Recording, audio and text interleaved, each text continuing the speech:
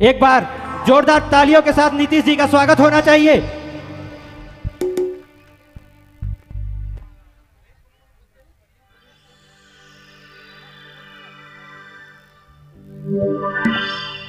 कितने लोग नाचने के लिए तैयार हैं? नीतीश जी का साथ कौन कौन देना चाहते हैं?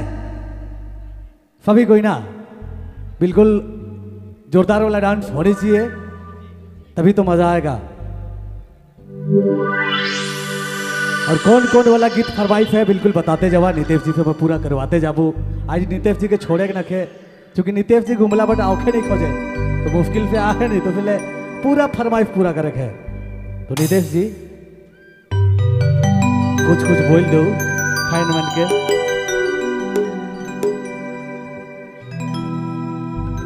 हेलो हेलो चेक, ठीक है साउंड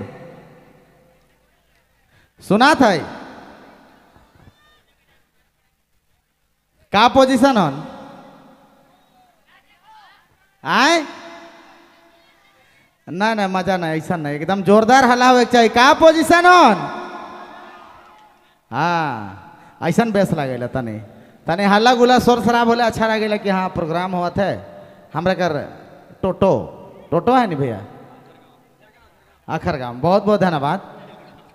चलो फिर से हमरे कर अवल गोतिया मेहमान हमरे कर ठीक मंचसा कर बगल में तमाम हमरे कर आज कर सुप्रसिद्ध व्यक्ति हमरे सब के हमारे जन से जमा जमा जन्माष्टमी भगवान श्री कृष्ण कर जन्म अष्टमी कर हार्दिक हार्दिक शुभकामनाएं, बहुत बहुत धन्यवाद है, बहुत बहुत शुक्रिया।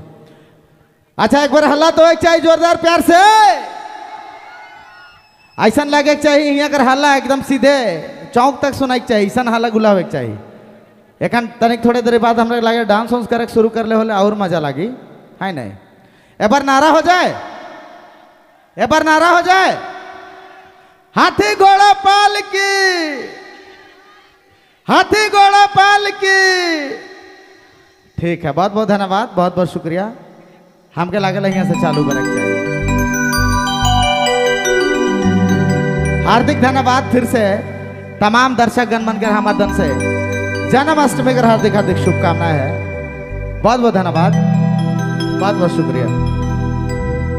हम चाहते अवल मेहमान बनकर स्वागत ले एक गीत हमरे भगवान कर आराधना कर ली, हमरे भजन कर ली, हमरे कर मेहमान गोतिया मन ले गो स्वागत भी हो एक जरूरी है। बहुत बहुत धन्यवाद। हेलो